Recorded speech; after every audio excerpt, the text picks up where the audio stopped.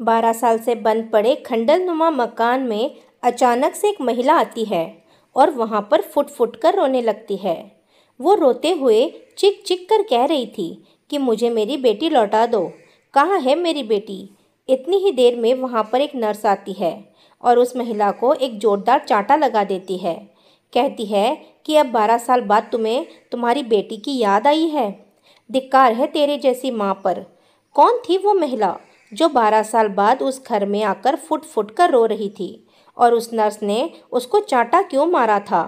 पूरी सच्चाई के बारे में जानने के लिए वीडियो को अंत तक ज़रूर देखें।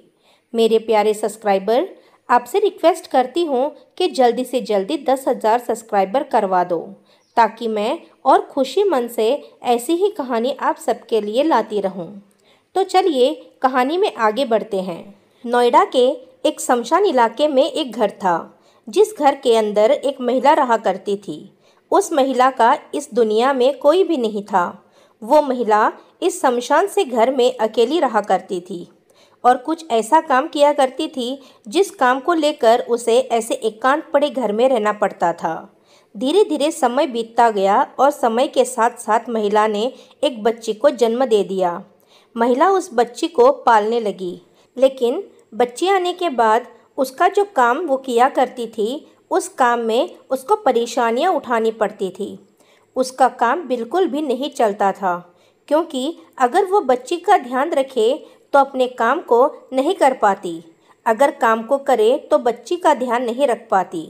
इसी तरह से 6 महीने बीत गए, लेकिन 6 महीने बाद नौबत यहाँ तक आ गई कि उसके घर में खाने के लिए खाना भी नहीं था और ना ही जीवनचर्या को बिताने के लिए उसके पास पैसे बचे थे।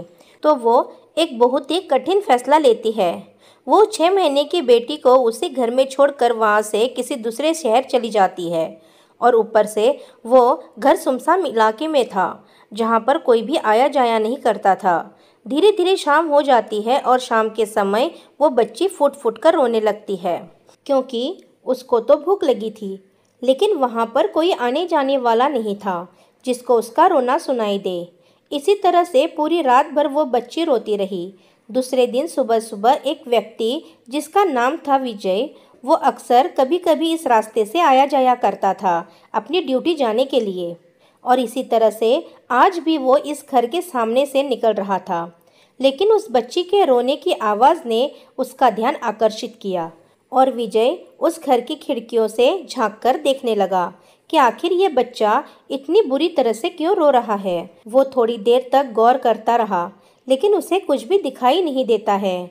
तो वो उस बच्ची को इसी हालत में छोड़कर वहाँ से अपनी ड्यूटी चला जाता है। लेकिन जब वो ड्यूटी कर रहा था तो पूरे दिन भर उसके दिमाग में केवल उसी लड़की का रोना सुनाई दे रहा था, क्योंकि उसके रोने की आवाज़ से साफ पता चल रहा था कि ये बच्ची काफ़ी देर से रो रही है और रो रो कर उसका गला भी सूख गया है।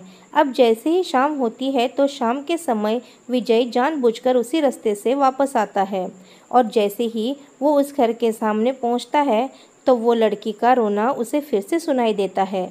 विजय से नहीं रहा जाता और वो एक पत्थर उठाता है और उसकी खिड़की का कांच तोड़ देता है।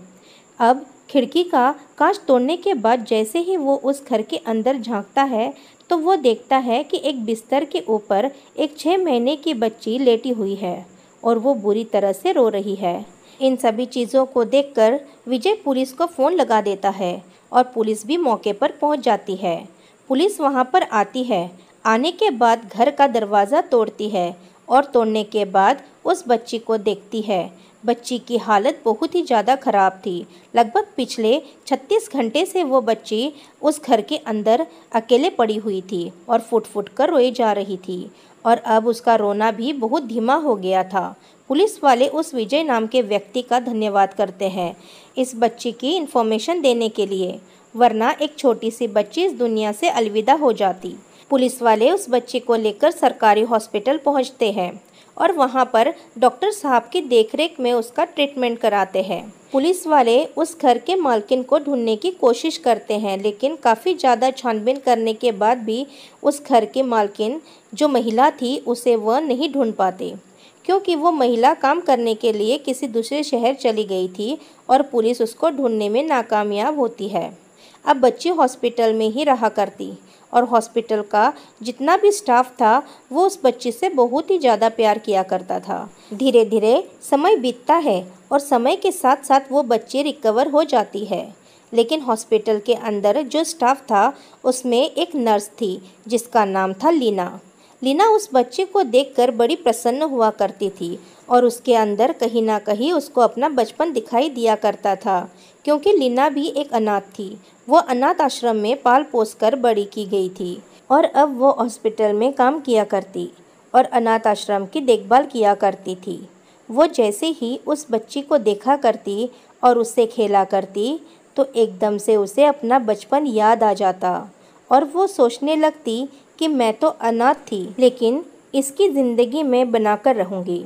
उसको उस बच्ची से बहुत ज़्यादा ही अटैचमेंट हो गया था और वो उसको सबसे ज़्यादा टाइम दिया करती थी, उस बच्ची के साथ खेला करती थी और इसी तरह से समय बीत रहा था।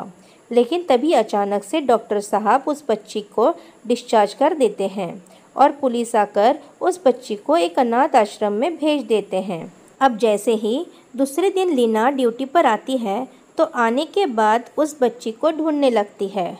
जब वो बच्ची उसे कहीं भी नहीं मिलती तो वो अपने स्टाफ से पूछने लगती है कि मेरी बेटी कहाँ है। जो उसके स्टाफ के साथ की नर्स थी वो उससे कहती है कि तेरी तो अभी तक शादी भी नहीं हुई है, तो वो तेरी बेटी कहाँ से हो गई। तो वो कहती है कि मैं उस बच्ची के बारे में पूछ रही हूँ जो यहाँ पर उस घर से लाई गई थी, जिस घर के अंदर उसे मरने के लिए छोड़ दिया गया था। सारे उस नर्स का मजाक उड़ाते हुए कहते हैं कि वो तेरी बच्ची नहीं है, वो तो ऐसे ही आई थी और अब वो अपनी सही जगह पर चली गई है। पुलिस वालों ने उसको अनाथ आश्रम में भेज दिया है और वहीं पर अब उसका जीवन व्यतीत होगा। लीना उन लोगों से अनाथ आश्रम का एड्रेस पूछती है। वो लोग उसे अनाथ आश्रम का एड्रेस बता देते हैं और कहते हैं कि तो करना क्या चाहती है। तो वो कहती है कि मैं उस बच्ची को पाल पोस कर बड़ा करूँगी और उसको एक अच्छा भविष्य दूँगी। इस बात को सुनने के बाद सब लोग एक बार फिर से उस पर हंसने लगते हैं और कहने लगते हैं कि अभी तो तेरी शादी भी नहीं हुई है, तो तुम उस बच्ची को पाल पोस कर कैसे बड़ा करोगी। तो वो कहती है कि मैं काम करती हूँ और काम करने के बाद मैं इस बच्ची का पालन पोषण करूँगी। ऐसा कहकर वो हॉस्पिटल से छुट्टी लेती है और सीधा उसी अनाथ आश्रम में पहुँच जाती है और वहाँ जाने के बाद अनाथ आश्रम वालों से बात करके उस बच्ची को लीगली गोद ले लेती है, यानी कि कागजी कार्रवाई करती है। और कागजी कार्रवाई करने के बाद अब वो उसकी बेटी बन गई थी। वो नर्स उसको अपने घर लेके आती है और पाल पोस कर बड़ा करती है। लीना जो कि एक सरकारी नर्स थी, उसके पास एक छोटा सा घर था जिस घर के अंदर वो उस बच्ची को रखा करती और अच्छी तरह से उसका पालन पोषण किया करती। धीरे धीरे समय बीतता है और समय के साथ साथ बच्ची बड़ी होने लगती है और जैसे ही वो बच्ची पढ़ने लिखने लायक होती है तो लीना उसका एडमिशन एक स्कूल में करा देती है। अब बच्ची पढ़ने के लिए जाया करती। लीना की बच्ची लीना से बहुत प्यार करती और उसे मामा कहकर पुकारा करती और ये सुनकर लीना को बहुत ही ज़्यादा शांति मिलती है। वो सोचती है कि चलो अच्छा हुआ, मेरी भी बच्ची है और मेरा भी एक छोटा सा परिवार बन गया है। एक दिन वो बच्ची अचानक से आकर अपनी माँ से कहने लगती है कि माँ, मेरे पिताजी कहाँ हैं।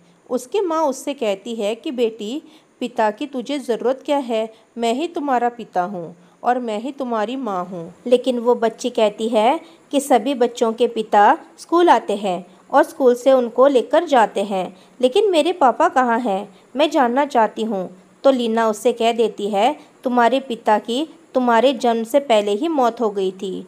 ऐसा कहकर वो उस बच्ची को चुप करा देती है।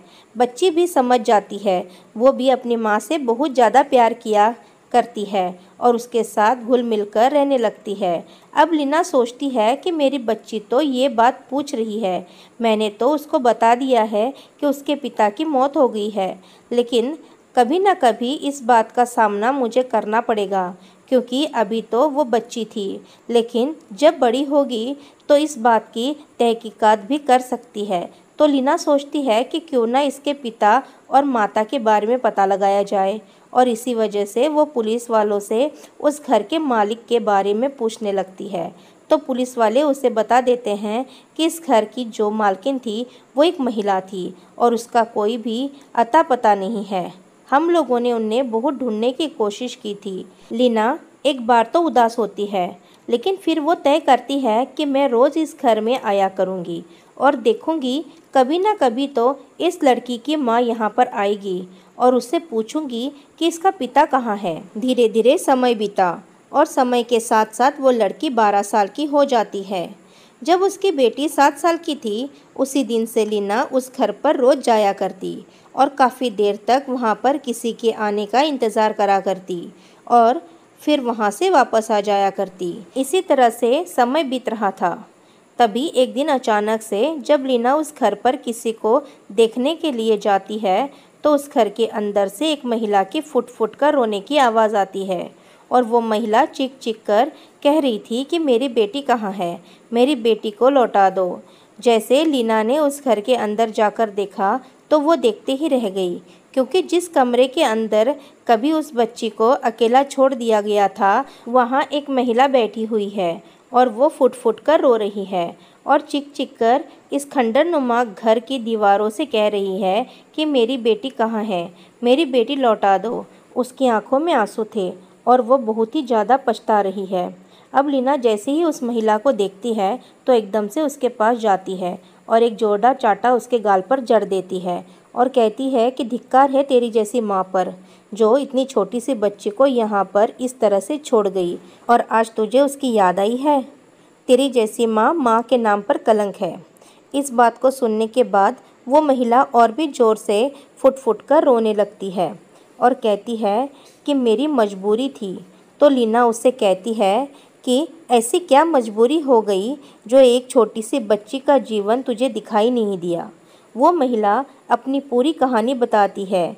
वो बताती है कि मैं गलत काम किया करती थी और इसी वजह से मैंने शमशान जगह पर ये घर ले रखा था। अब जब मेरी बच्ची हो गई थी तो मेरे घर में खाने पीने के लिए खाना भी नहीं बचा था और ना ही जीवनचर्या को चलाने के लिए पैसे बचे थे। मेरी मजबूरी थी, या तो मुझे बच्ची को चुनना था या जीने के लिए काम को चुनना था। तो मैंने बच्ची को छोड़ना बेहतर समझा और उस दिन मैं उसको छोड़कर यहाँ से किसी दूसरे शहर में चली गई थी।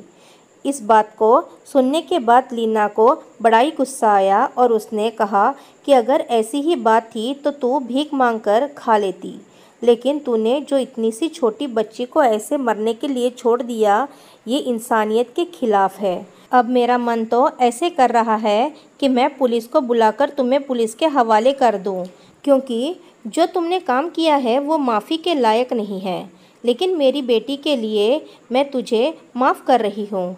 तुम्हारी बेटी को मैंने पाल पोस कर बड़ा किया है और उसकी उम्र 12 साल हो गई है, लेकिन उसने मुझसे एक सवाल पूछा था और उसी सवाल का जवाब जानने के लिए मैं पिछले 5 सालों से लगातार इस घर पर आया करती हूँ और देखा करती हूँ कि कोई ना कोई ऐसा मिल जाए जो इस बच्ची के बारे में अच्छी तरह से जानता हो।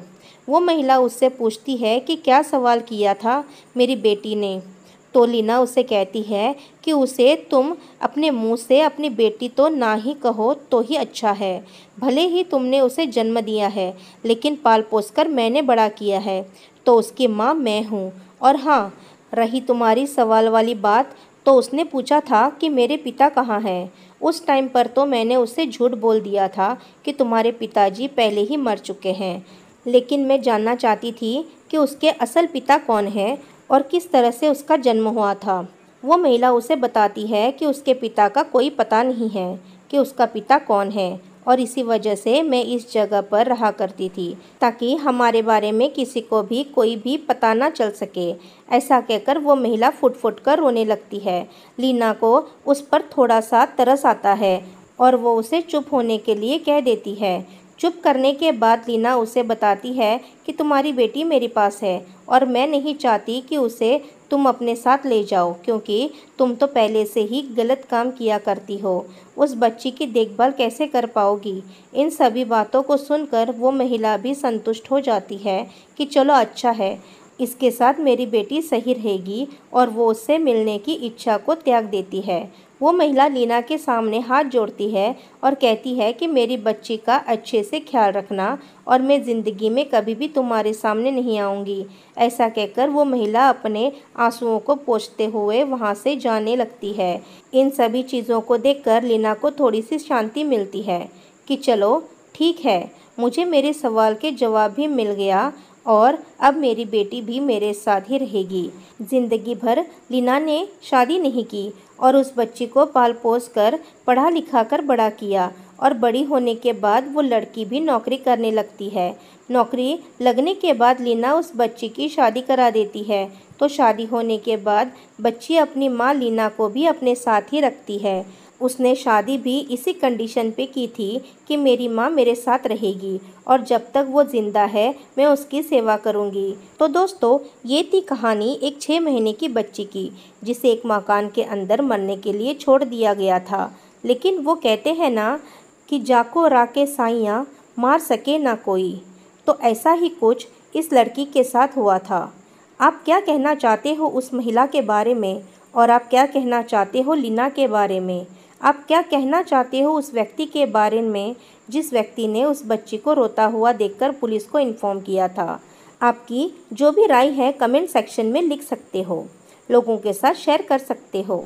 इन कहानियों को सुनाने का उद्देश्य किसी को परेशान करना बिल्कुल भी नहीं है। ये कहानी आपको इसलिए सुनाई जाती है ताकि आप लोग इन कहानियों में से कुछ ना कुछ सीख सको और अपने जीवन में उस चीज़ को अप्लाई कर सको। वीडियो अगर अच्छी लगी हो तो वीडियो को लाइक और चैनल को सब्सक्राइब ज़रूर करें, ताकि हमें थोड़ा बहुत हौसला मिल सके आप लोगों के लिए ऐसी ही अच्छी वीडियो बनाने के लिए। बाकी मिलते हैं किसी नेक्स्ट वीडियो में नए टॉपिक के साथ। तब तक के लिए जय हिंद, जय भारत।